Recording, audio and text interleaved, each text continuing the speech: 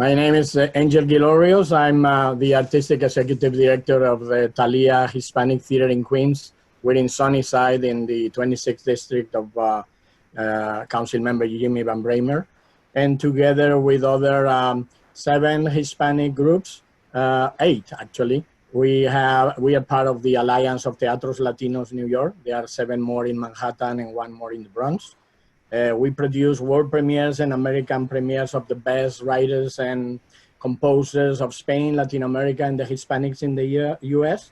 And in 43 years, our more than 230 productions have received so far 225 awards for artistic excellence, not only locally, but also nationally and internationally, because we take many of our unique productions to international festivals.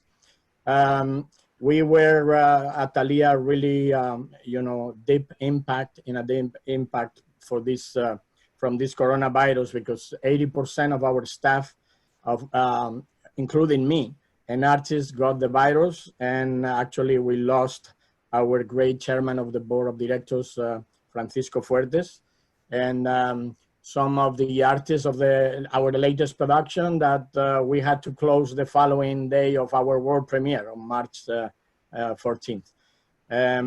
My main concern at this time is of crisis. After having experienced another 2 crises, looks like the theater is always in crisis, meaning the 2001, the 9/11, and in 2008 after the economical crisis and all that, is that every time I hear about billions and trillions of deficits for the state and city, then of course the budget allocated for culture becomes always the most problematic one, and especially for us, for the small theater organizations, we're at the last of the ladder. So always we are the most hurt, and in our case, since the last crisis, from the state in the NISCA Special Art Services, for example, we were cut 50%.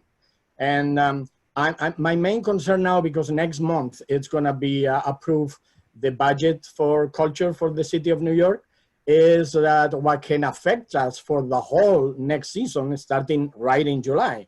And it's because it's always been a problem to have these initiatives, as they call it right now, that they are here now, but they can be gone tomorrow. And 4 of them are absolutely the bread and butter for many of all of us, I guess, is the Coalition of Theaters of Color Initiative, the Cultural Immigrant Initiative, and the Casa and Su Casa.